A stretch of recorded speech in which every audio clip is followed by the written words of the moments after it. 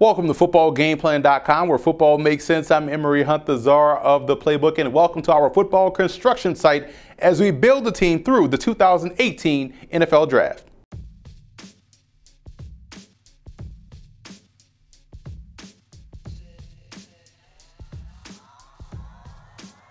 You always hear others say that this particular draft is weak, or wait until next year to take this particular position, or the draft is an inexact science. Well, we at Football Game Plan believe that all three of those statements are huge myths, and we are here to show you why, as we will infuse talent onto each NFL team to make them better.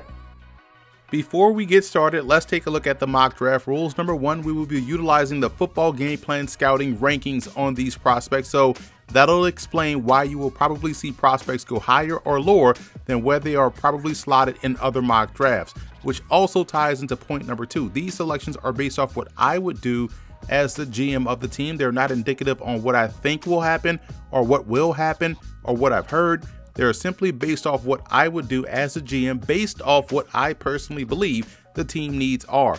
And finally, it's only a mock draft, so just sit back, relax, and enjoy the video. To check out the full grades on all of these prospects and the other 532 players that we've graded for the 2018 NFL Draft, feel free to check out the website below.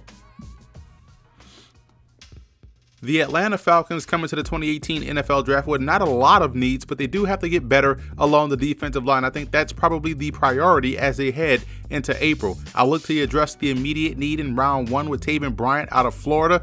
What you can't teach is hustle, want to, and ball get off, and that's what Bryant brings to the table, and I think he's going to get the technical coaching that'll help him be much more consistent in finding the football as a pro. Doubling down on defensive line talent with Hercules Metaafa out of Washington State. He was a defensive tackle in college, but I think he's more along the lines of a Brooks Reed type that can also hold his own at the point of attack. I would trust head coach Dan Quinn to know how to utilize a guy that has that level of production.